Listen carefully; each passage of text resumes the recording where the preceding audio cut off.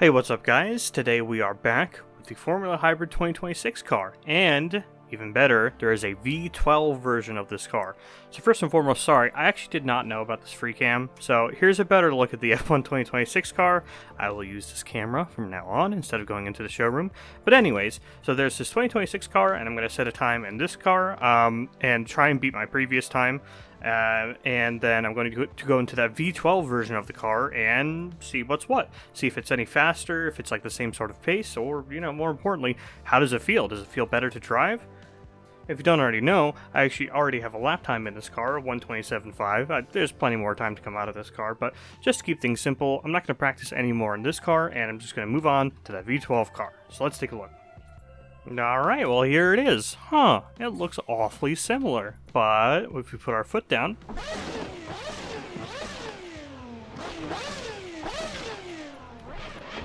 sounds pretty good. You know what, that's probably not the best V12 sound I've ever heard, but Assetto, of course, is not known for its sound anyway, so let's just see how this thing drives.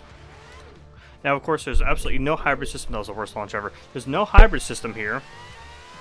So, oh wow, how high does this rev? Can I see a rev counter? Is there a rev counter there? Yep, in the middle there. Wow, it's like 13,000 RPM, I think. So this is this has the same power as the 2026 car's 976 horsepower, I believe. So it's interesting because with a 50-50, because the 2026 cars are basically 50-50 hybrid, you can say, hey, naturally aspirated V12, right? That's got to be a lot more responsive, right? But the thing is, when you have like 500 electric horsepower, I mean, that's extremely responsive, even though the engine is still turbo. Oh, wow. Well, actually, I didn't use DRS there, so that's probably why the breaking point was so much sooner. Wow, that is an intense sound. Oh, wow. I actually do think the braking is a little more responsive.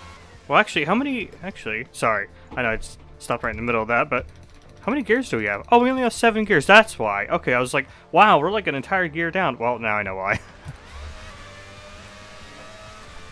Yep, still flat through there. That's good.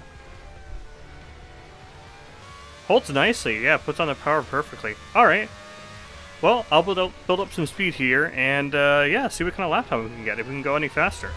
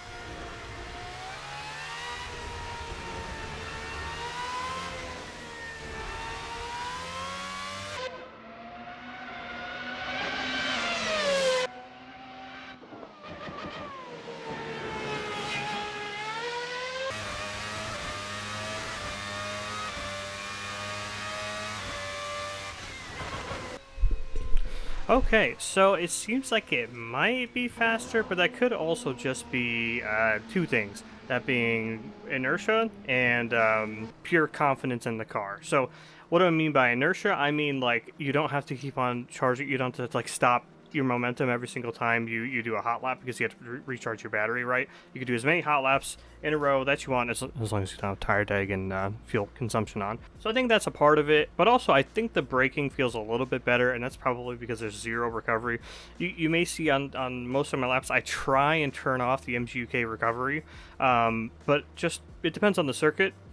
MGUK recovery on the like 2026, 2024 cars. I tried to turn it all the way down, but on some circuits, especially power circuits like Gauss Marina, Lusail, you really can't turn it all the way down, and that obviously has an impact on your braking. And also, you know, there's things like having to warm up using the charging mode, having to have the recovery on while you're practicing, and stuff like that. Little things like that make it a little bit more difficult to sort of judge every single ounce of the track. Or inch of the track. Whatever. You guys know what I mean. But anyways, this car, it's a beast. It's a lot of fun. I would say I like it more than 2026 car simply because it's more simple. That's the main reason I like it more. But remember, this comes bundled for free if you buy the 2026 car, so you get 2 awesome cars out of that bundle. So yeah, love this car. I think it might be a little bit faster than the 2026 car, but that might just be placebo. That's all I got for you guys today, and thank you for watching.